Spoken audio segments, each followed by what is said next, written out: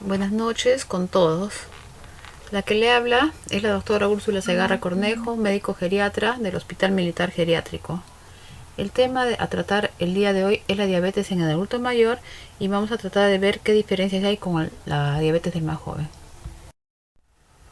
Nuestra tabla de contenido se basa principalmente en lo que son las generalidades, los cambios fisiopatológicos, la clínica, los criterios diagnósticos, la valoración global, la presencia de hipoglucemia, cuáles serían los objetivos del tratamiento, cuándo simplificaríamos el régimen del tratamiento y lo que son las conclusiones.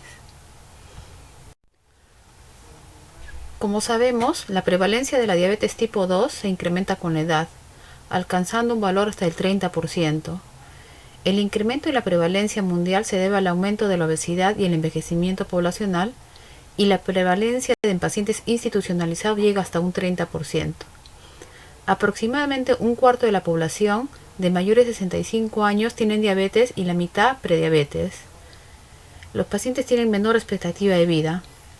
Los adultos mayores con diabetes tienen una tasa de mortalidad más alta de muerte prematura, presencia de discapacidad funcional, pérdida muscular acelerada y comorbilidades, como la hipertensión arterial, la enfermedad coronaria y el accidente cerebrovascular. Hay una frecuente coexistencia de comorbilidad, fragilidad y o discapacidad. La comorbilidad no solo se centra en las clásicas complicaciones cardiovasculares de la diabetes, cuya elevada prevalencia hace innecesaria aplicar escalas de riesgo, sino también afectan a otras, entre las que cabe mencionar la mayor frecuencia de cataratas, de pie diabético y de infecciones, que además suelen revestir mayor gravedad. Por último, como otros los factores diferenciados, la asociación entre mortalidad y diabetes parece disminuir en las personas mayores, siendo casi irrelevante a partir de los 80 años. La diabetes mellitus tipo 2, de inicio en el anciano, es silente e insidioso. Suele diagnosticarse en un control analítico rutinario o durante un ingreso hospitalario por cualquier otro proceso agudo intercurrente. No es inusual el diagnóstico de diabetes mellitus tipo 2 en edades muy avanzadas, mayores de 75 años. Así, en el estudio OTAVAIS, realizado en personas de 85 años, se mostró una prevalencia de diabetes de 25.9%, destacando que en una gran mayoría de casos la duración de la enfermedad era menor de 10 años. Es más adecuado hablar de anciano con diabetes que de diabetes del anciano, al ser las características de este las que condicionan la mayoría de las peculiaridades y diferencias en el manejo de estos enfermos respecto a las edades más jóvenes. Es frecuente la polifarmacia, con el consiguiente riesgo de interacciones y o incumplimiento terapéutico. Es importante considerar que mientras que en el joven y el adulto la diabetes mata, en el anciano la diabetes lo discapacita. Este hecho hace que la detección del deterioro funcional en estos pacientes sea un componente fundamental de la valoración de estos, que debiera incluir la presencia de síndromes geriátricos frecuentemente interrelacionados, como las caídas, el deterioro cognitivo, la depresión, la incontinencia urinaria, lo cual nos obliga a estar alertas en su prevención y tratamientos, así como el riesgo de la presencia de hipoglicemia. Como vemos, son una prioridad evitar la hipoglicemia y prevenir los efectos secundarios. Y los objetivos terapéuticos deben ser menos estrictos y debe realizarse un control global de los factores de riesgo cardiovascular. Hay que detectar cuáles son los síndromes geriátricos y en relación con la diabetes debemos prestar especial importancia a lo que es la polifarmacia, el deterioro cognitivo, la depresión, la incontinencia urinaria, las caídas y el dolor. En cuanto a los cambios fisiopatológicos, vamos a ver que la intolerancia hidrocarbonada es un proceso muy ligado al envejecimiento.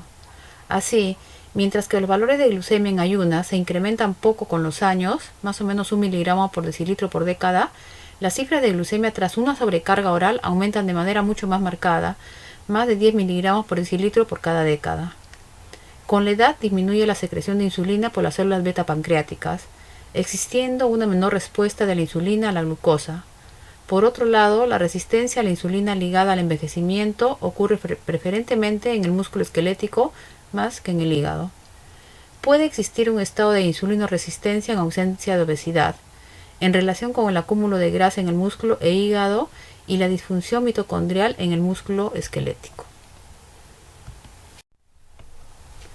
En cuanto a la fisiopatología de los adultos mayores, estas tienen algunas peculiaridades. Predomina el defecto en la secreción de insulina por el fracaso de las células beta. La resistencia a la insulina suele ser menor que en pacientes más jóvenes. La producción hepática de glucosa está poco alterada. Las glucemias en ayunas pueden estar poco alteradas. La hiperglicemia postprandial es muy significativa. En cuanto a la clínica, vamos a ver que esta está frecuentemente asociada a la pluripatología. Hay una alta prevalencia de polifarmacia con el consiguiente riesgo de interacciones farmacológicas. Es frecuente la presencia de síndromes geriátricos. Son frecuentes situaciones de dependencia física y de trastorno cognitivo. Son diferentes las esperanzas de vida. Para ello resulta básico considerar la esperanza de vida, puesto que los beneficios asociados al control glucémico requieren un periodo mínimo de 5 a 10 años para la reducción de las complicaciones microvasculares y de unos 20 a 30 años para disminuir la morbimortalidad cardiovascular. La presencia de riesgo de insuficiencia social, alto riesgo de hipoglucemia, riesgo de malnutrición y de cambios en la composición corporal, normalmente la sarcopenia, y hay una marcada heterogeneidad clínica. En cuanto a la función física, podemos mencionar que hay un alto riesgo de desarrollar fragilidad y una posterior discapacidad. Hay una menor actividad física y menor tolerancia al ejercicio que en los controles, presentando una menor masa muscular, menor fuerza muscular y disminución de la velocidad de la marcha, debido fundamentalmente a la estrecha conexión existente entre diabetes y sarcopenia. Las personas mayores con diabetes tienen más discapacidad que las que no tienen diabetes, siendo casi el doble el riesgo de presentar limitaciones tanto en la movilidad como en las actividades básicas e instrumentales de la vida diaria. Un dato muy a tener en cuenta son las comorbilidades, como la hipertensión o la patología cardiovascular, incluyendo los accidentes cerebrovasculares, que solo explican una pequeña parte de este exceso de riesgo de discapacidad, en concreto un 38% en mujeres y un 16% en varones. En cuanto a los criterios diagnósticos, según la guía ADA del 2020, vamos a ver que una glucosa en ayuna de más o mayor o igual a 126 miligramos por decilitro o una glucosa plasmática a las 2 horas mayor de 200 miligramos por decilitro o una hemoglobina glicosilada mayor de 6.5% o que el paciente tenga síntomas clásicos de hiperglicemia o crisis hiperglucémica con una glucosa al azar de más de 200 miligramos por decilitro. Los criterios diagnósticos no se modifican con la edad. Los objetivos glucémicos luego del tratamiento van a variar en los pacientes. Así tenemos que un paciente adulto mayor sano, con pocas enfermedades crónicas coexistentes y función cognitiva intacta, vamos a considerar como una normalidad una hemoglobina glicosilada menor de 7.5%. Pero si tenemos un adulto mayor con múltiples enfermedades crónicas coexistentes, deterioro cognitivo o dependencia funcional, lo vamos a considerar como normalidad una hemoglobina glicosilada entre 8 y 8.5% o menor a ello.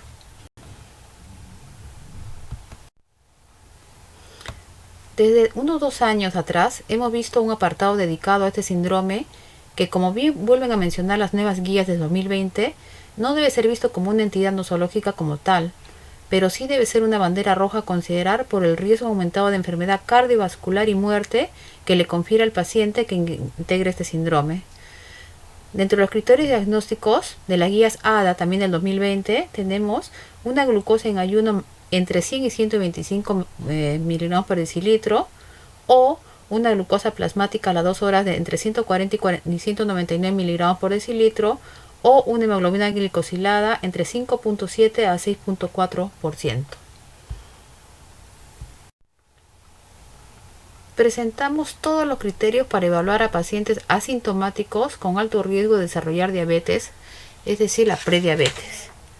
Tenemos 1, pacientes adultos con un índice de masa corporal mayor de 25 kilos por metro cuadrado o mayor o igual a 23 kilos por metro cuadrado en asiáticos y con factores de riesgo adicionales, los cuales son A, inactividad física, B. Familiar de primer grado con diabetes. C. Raza etnia de alto riesgo, como son los afroamericanos, latinos, nativos americanos, asiáticos.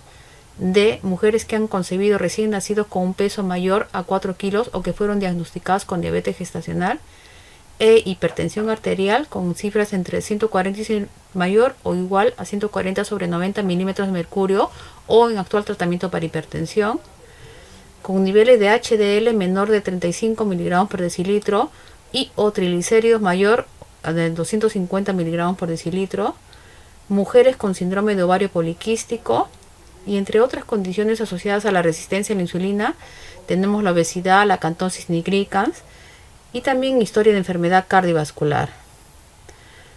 2. Para todos los pacientes la evaluación deberá aplicar desde los 45 años. 3. Si las pruebas son normales, deberá ser evaluados al menos cada 3 años, pero aquellos pacientes con prediabetes deberán ser evaluados anualmente. Dentro de la valoración global al paciente adulto mayor con diabetes, vamos a ver que esta valoración va a ser predictora de la expectativa de vida. Tenemos que tener en consideración la heterogeneidad clínica, las comorbilidades que presenta el paciente, la fragilidad asociada a él, la presencia de trastorno cognitivo o la presencia de dependencia y el estado funcional. Todas ellas van a ser el factor fundamental en la toma de decisiones diagnósticas y terapéuticas. En cuanto a la diabetes mellitus y la asociación con sarcopenia y fragilidad, vamos a ver que es parte debido a la estrecha interrelación existente entre diabetes mellitus y sarcopenia. En los pacientes con diabetes mellitus tipo 2 se ha descrito una menor actividad física y menor tolerancia al ejercicio que en los controles, y existe pérdida de masa muscular, pérdida de fuerza muscular y disminución de la velocidad de la marcha.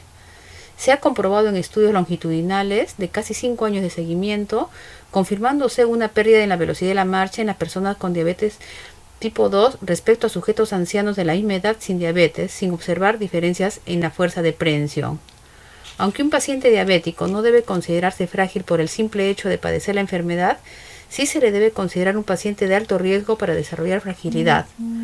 Actuar en consecuencia.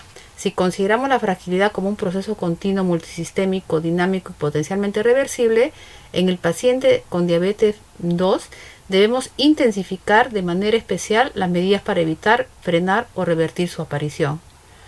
La diabetes es un factor de riesgo para la fragilidad y el manejo en fragilidad incluye nutrición óptima con ingesta adecuada de proteínas y ejercicios de entrenamiento aeróbico y de resistencia. En cuanto a la función cognitiva y el estado anímico, la relación de la diabetes con el desarrollo de la demencia, especialmente tipo vascular, pero también con la enfermedad tipo Alzheimer. Un reciente metaanálisis establecía que los pacientes con diabetes presentan un riesgo relativo de poder presentar demencia. Se ha evidenciado que hay una asociación bidireccional entre diabetes y depresión, que aumenta la morbimortalidad de los pacientes. El tratamiento combinado antidepresivo, tanto para la conducta como el farmacológico, en los pacientes ancianos con diabetes y depresión, ha conseguido mejorar los resultados de salud, incluida la disminución de la mortalidad. La frecuente coexistencia de depresión y demencia empeora el pronóstico de los pacientes ancianos con diabetes. Es importante considerar cómo va a ser el impacto en el autocontrol de acuerdo al área de cognición que está afectada. Vemos, por ejemplo, si hay una pérdida de memoria, el paciente va a olvidar la realización de controles de la glucosa, va a olvidar el empleo o uso de la insulina. ¿Qué tenemos que hacer? O disminuir la frecuencia de controles o emplear insulinas basales de larga duración. En cuanto a la dificultad para la resolución de problemas, el impacto va a ser que va a tener incapacidad para aplicar las lecciones que ha aprendido en las sesiones de educación diabetológica. ¿Qué debemos hacer? Repetir educación en cada visita y evitar definir al paciente como un incumplido. En cuanto al área afectada de incapacidad para aprender nuevos hábitos, vamos a ver que con mucha frecuencia el paciente va a tener rechazo al nuevo tratamiento. ¿Y qué debemos hacer para mejorar eso? Hay que evitar las modificaciones del tratamiento en la medida de lo posible, solo iniciar la nueva medicación cuando el paciente lo acepte. En cuanto a la diabetes y las comorbilidades, vamos a ver que las enfermedades crónicas existentes o coexistentes son afecciones lo suficientemente graves como para poder requerir medicamentos o control del estilo de vida, y pueden incluir la insuficiencia cardíaca congestiva, la depresión, el enfisema, las caídas, hipertensión, artritis, cáncer, incontinencia urinaria, enfermedad renal crónica en etapa 3 o peor, infarto de miocardio y accidente cerebrovascular. En cuanto a la diabetes y la dependencia funcional, podemos ver que la diabetes se asocia con dependencia funcional severa y moderada en actividades básicas y dependencia severa en actividades instrumentales de la vida diaria.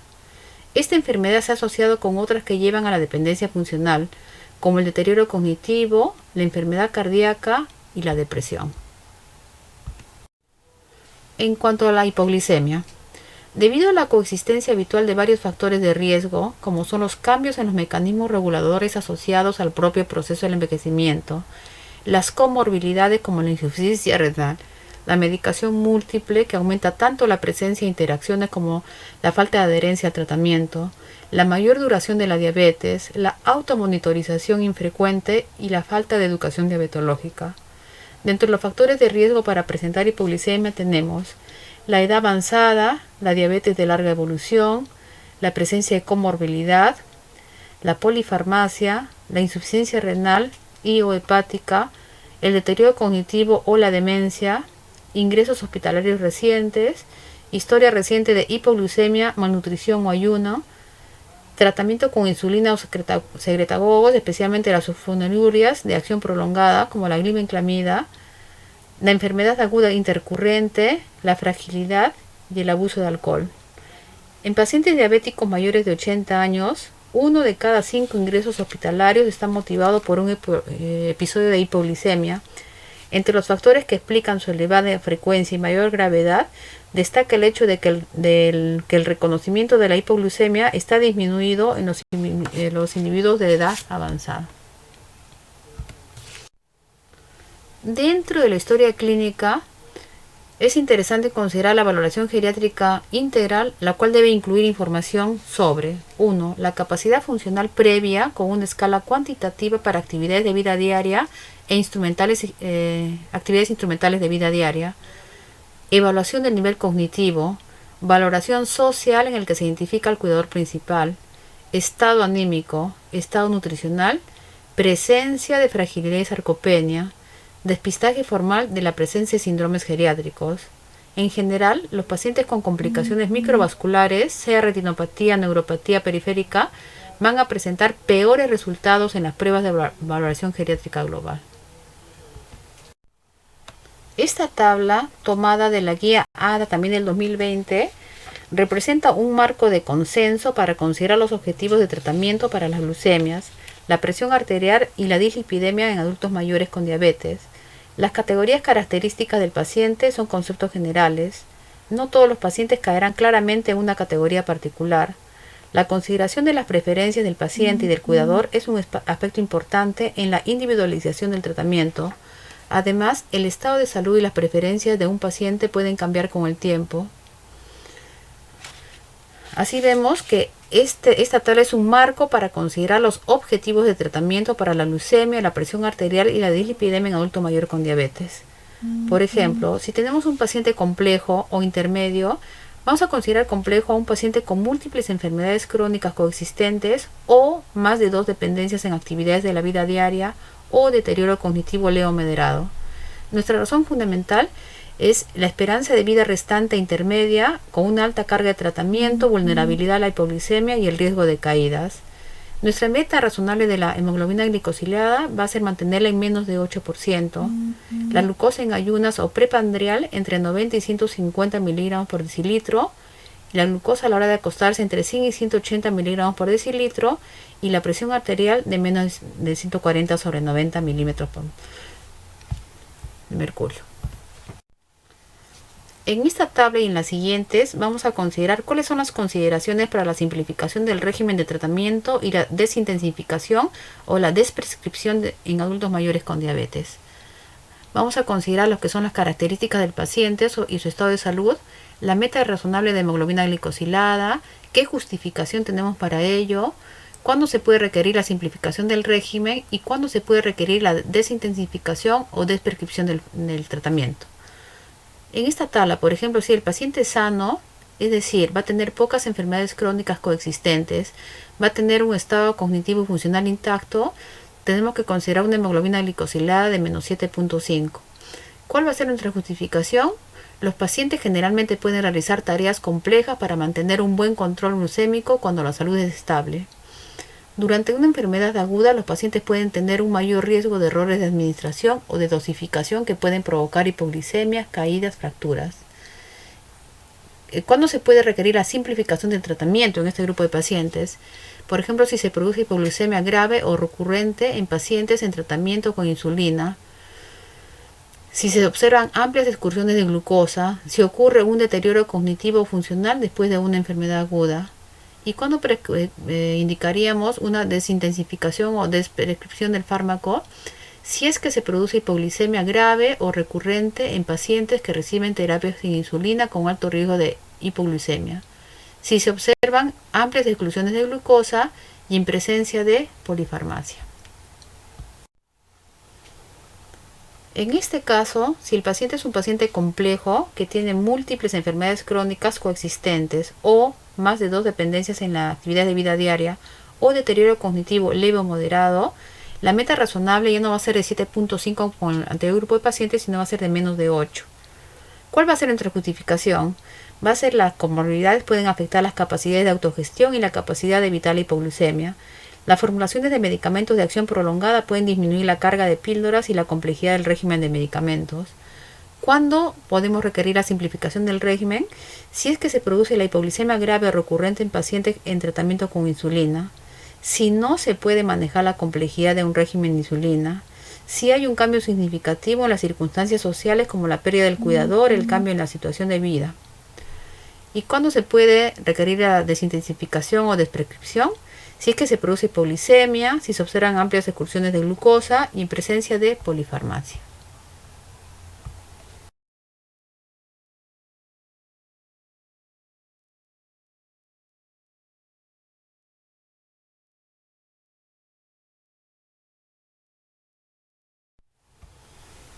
En los pacientes al final de la vida, lo que tenemos que hacer es no tanto medir la hemoglobina glicosilada, sino evitar la hipoglicemia y la hiperglicemia sintomática. En cuanto a las justificaciones, vamos a ver que el objetivo es proporcionar comodidad y evitar tareas o intervenciones que causen dolor o causen molestias. ¿Cuándo debemos requerir la simplificación del régimen? Cuando el tratamiento causa mucho dolor o molestias o si hay un exceso de estrés excesivo. ¿Y cuándo vamos a requerir la desintensificación o desprescripción del fármaco? Si es que toma algún medicamento sin beneficios claros o para mejorar los síntomas y la comodidad. Conclusiones. Es importante considerar que mientras en el joven y el adulto la diabetes mata, en el anciano lo discapacita. Este hecho hace que la detección de deterioro funcional en estos pacientes sea un componente fundamental de la valoración de estos pacientes, que debería incluir la presencia de síndromes geriátricos frecuentemente interrelacionados, como las caídas, el deterioro cognitivo, la depresión y la incontinencia urinaria, lo cual nos obliga a estar alertas en su prevención y tratamiento, así como el riesgo de hipoglicemias. Es importante realizar una valoración geriátrica integral, ya que el manejo de la diabetes en los adultos mayores requiere una evaluación regular de los dominios médicos, psicológicos, funcionales y sociales.